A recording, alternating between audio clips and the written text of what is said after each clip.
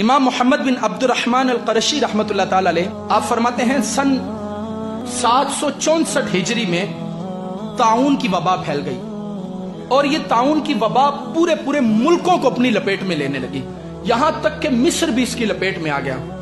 کہتے ہیں کہ جب یہ مصر کے اندر داخل ہوئی تو اب یہ معاملہ ہوا کہ ہلاکتیں بڑھنے لگیں، تو پھر لوگوں نے قیام اللیل شروع کر دیے۔ یہ بیماریوں سے لڑنے کا یہ ایک طریقہ کار ہے، ہماری طرح نہیں چھٹیاں ہوئی تو گھر میں جناب ساری رات 2-3 فلمیں دیکھنے کے اوپر لگ گئے، اور کوئی کرونا کو جو ہے وہ مذاق کے طور پر جو ہے وہ بول رہا ہے، کوئی کچھ کر رہا ہے۔ اللہ تبارک و تعالی نے بنی اسرائیل والوں پر جب عذاب نازل کیا تو وہ ٹھٹھا کرنے لگے، اس عذاب کو اتنا بڑھا دیا گیا کہ وہ ہلاک کر دیے گئے۔ آج ہمارے ہاں بھی ہے، ایسی جگتیں جناب بنائی جا رہی ہیں کرونا کے بارے میں، ایسے الفاظ بولے جا رہے ہیں جیسے ہی کچھ بھی نہیں ہے۔ اللہ تبارک و تعالیٰ کی طرف سے ایسا عذاب ہے کہ جس نے پوری دنیا کو اپنی لپیٹ کے اندر لے لیا، کیونکہ ایک دن اگر ملک گیر ہڑتال رہے تو ملک کو کتنا نقصان ہوتا ہے، اور یہاں کئی روز ہو گئے مارکیٹیں بند کر دی گئی، کئی روز ہو گئے ادارے بند کر دیے گئے، کئی روز ہو گئے ملک کی معیشت تباہ ہو رہی ہے، اور مسلمان جناب مذاق کر رہے ہیں آپس میں ایک دوسرے کے ساتھ، کہیں ایسا نہ ہو کہ یہ ہلاکتیں بڑھنے لگ جائیں، یہ تعداد اور بڑھنے لگ جائے، اور آپ دیکھ رہے ہیں کہ یہ تعداد بڑھ رہی ہے۔ تو اس کا مقابلہ فلمیں دیکھنے سے نہیں ہوگا، اس کا مقابلہ رب کی نافرمانی سے نہیں ہوگا، اس کا مقابلہ مولا کے گھر سے دور ہونے پر نہیں ہوگا۔ واقعی اگر کوئی اس کا مقابلہ کرنا چاہتا ہے تو آؤ، محمد بن عبد الرحمن رحمت اللہ تعالی علیہ کہتے ہیں جب ہمارے مصر میں آیا تو ہمارے مصر کے لوگوں نے راتوں کو اٹھ کر عبادتیں شروع کر دی، اور فرمایا صرف وہ عبادتیں ہی نہیں تھے کرتے، راتوں کو رب کی بارگاہ میں قیام اللیل میں کھڑے ہو جاتے اور صبح اٹھ کر روزہ رکھ لیا کرتے تھے، اور فرمایا پھر وہ صدقات دینے شروع ہو گئے۔ کیا کرنے لگے؟ صدقے دینے لگ گئے۔ اور ہماری حالت کیا ہے؟ ابھی کوئی پرماننٹ جو ہے وہ لیٹر جاری نہیں ہوا، کوئی نوٹس یا اعلامیہ جاری نہیں ہوا ہے کہ جناب مارکیٹیں بند ہی کرنی ہے، تو آپ دیکھیں ذخیرہ اندوزوں نے ذخیرہ اندوزی شروع بھی کر دی، چیزیں مہنگی ہونے بھی شروع ہو گئیں، جس نے 1 کلو چیز لینی تھی وہ 10 کلو لے کر گھر میں آ گیا۔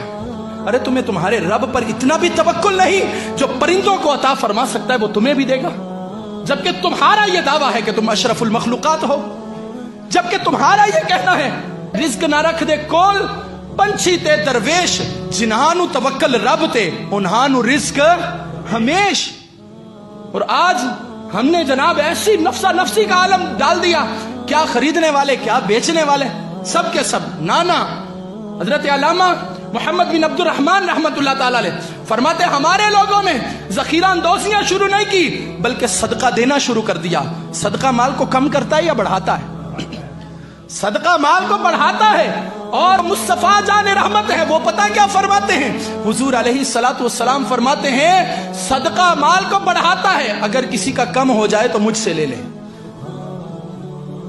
ذخیرہ اندوزیاں نہیں، اس وقت میں تو صدقہ عام کیجئے، لوگوں کے گھروں میں راشن بھیجیے۔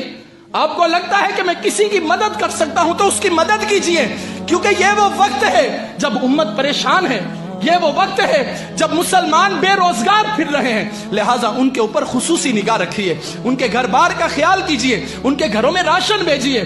میں تو یہاں تک بولوں گا کہ جنہوں نے یہ ذہن بنایا ہے نا کہ وہ رمضان میں زکاتیں نکالیں گے یا وہ شعبان میں نکالیں گے، کوئی بات نہیں، اس بار 2 مہینے پہلے نکال دو، اس بار 2 مہینے پہلے نکال دو، کیونکہ مسلمانوں کو تمہارے مال کی ضرورت ہے۔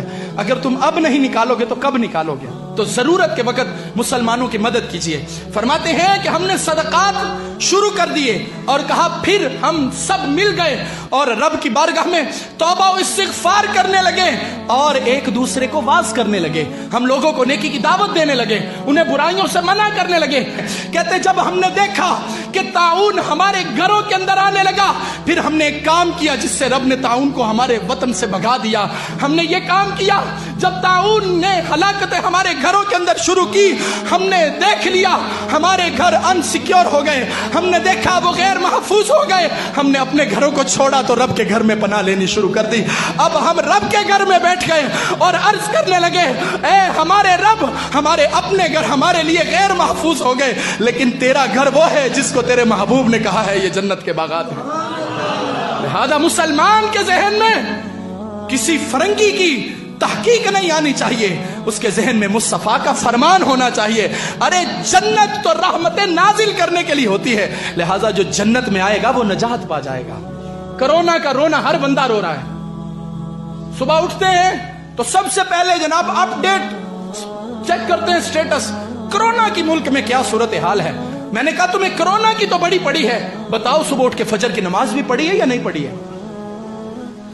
کرونا کی بڑی تمہیں فکر ہے کہ کہیں لگ نہ جائے مجھے. ذرا سا کسی کو زکام ہوتا ہے وہ ڈرنے لگ جاتا ہے، پتہ نہیں کرونا تو نہیں آ گیا. ذرا سا، بلکہ حکومت والے ہی کہنے پر مجبور ہو گئے کہ بھائی کیا کر رہے ہو، جس کو ذرا سا زکام لگتا ہے ہاسپٹل آتا ہے، کہتا ہے میرا کرونا والا ٹیسٹ کرو، ساری کٹیں ہی ختم ہو گئی ماں. جتنا ہم بیماری سے ڈر رہے ہیں، بیماری اتارنے والے سے کیوں نہیں ڈر رہے؟ جس نے بیماری کو اتارا اس سے کیوں نہیں ڈر رہے؟ کیا آپ کو لگتا نہیں کہ جو بندہ صدق دل کے ساتھ اپنے رب کی بارگاہ میں جھک گیا ہوگا اللہ اسے محفوظ کرے گا؟ کیا آپ کو لگتا نہیں جو بندہ راتوں کو اٹھ کر اپنے مالک کی بارگاہ میں عرض کرے گا پچھلی راتی رحمت رب دی کرے بلند آوازاں، بخشش منگن والے عطائیں کھلا ہے دروازہ. جب وہ بخشش عطا فرمانے والا ہے تو کیا شفا نہیں ملے گی؟ کیا نجات نہیں؟